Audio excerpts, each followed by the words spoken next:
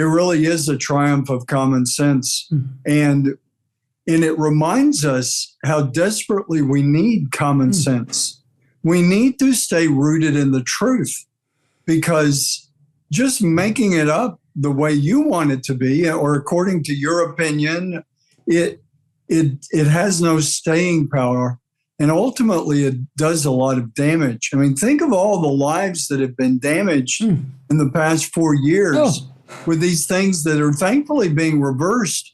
But for years, people have been suffering under this. And President Trump has been busy with dealing with people incarcerated for speaking for the sanctity of life. That's right. Actually in prison. Yep. And I saw, probably you did too, some of the videos of these people actually being released. And what a joy and what a travesty that they were ever in prison. Exactly. For speaking up for the unborn.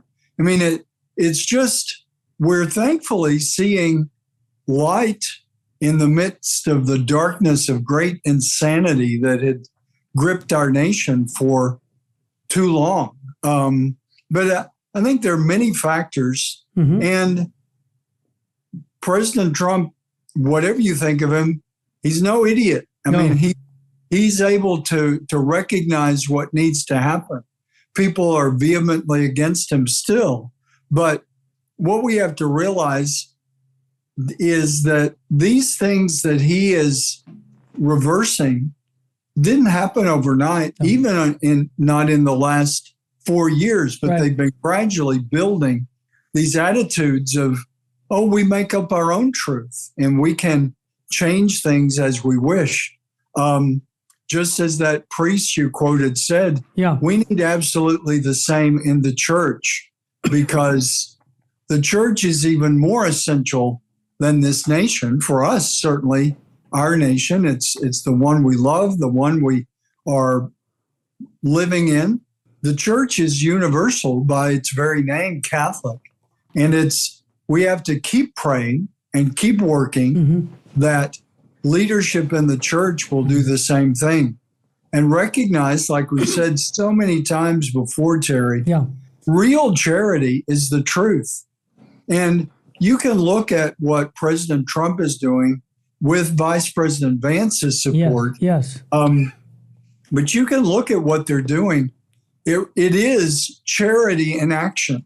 Absolutely. I mean, even how they're dealing with these criminals that they start off criminal because they're illegal, but then they're the crimes that they've committed because they're here illegally. And I guess they think, well, they don't have to answer for it. And too long they haven't answered for it. That's right. Because they're here without even being part of the community of this nation. They're not legally here. That's right. So they just come here and have their rampages. And it needed to be addressed. And thank God we have a president who is aware that this can't continue and have the nation continue. I mean, there's still a lot of work to do. But we need to support that work and pray that President Trump and the others that he has surrounded himself with will have the prudence to do the very best they can, to always value every person. I mean, that's what we have to remember, is that all of us are beloved by God. Amen. That is a foundational reality, that if we operate that way, the loving thing to do for these illegals that are here committing murders and other crimes, the loving thing to do for their eternal salvation is to bring them to justice and correction, and hope and pray that maybe their hearts will be moved to the truth. But to ignore it and let people get away with these horrendous crimes, that's not charity at all. No. I wanted to bring this up again, your podcast, A Shepherd's Voice. For those who just tuned in, we have Bishop Strickland on to the Terry and Jesse show. And I really want to promote his podcast, A Shepherd's Voice. It's on VMPR, but we have it over at LifeSite News. We have it at The Wanderer. many other organizations are picking up the podcast like we do with radio, but it's Bishop Strickland explaining the faith. He's using the 10 Commandments. He'll be going on and on for that. But Bishop, I had a question regarding the church's clarity, because I think that's what you give us as lay people when we listen to you. We don't get Bishop Strickland's personal opinion. I don't really care about Bishop Strickland's opinion. With all due respect, Bishop, I don't care. I want to know what Jesus Christ has always taught. And over 4 or 5 years of being with you, I've always seen you go, hey, that's what you're going to get from me, because you know what?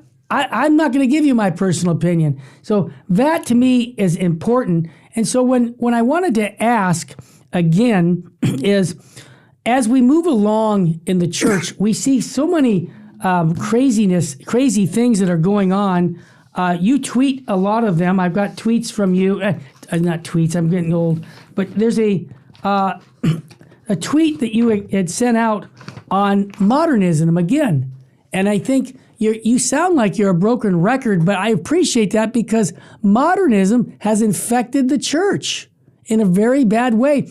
And unless our leaders call it out, we're not going to be aware of it. And here's what Pope Pius X said in a tweet over 100 years ago. He said he fought the plague of modernism.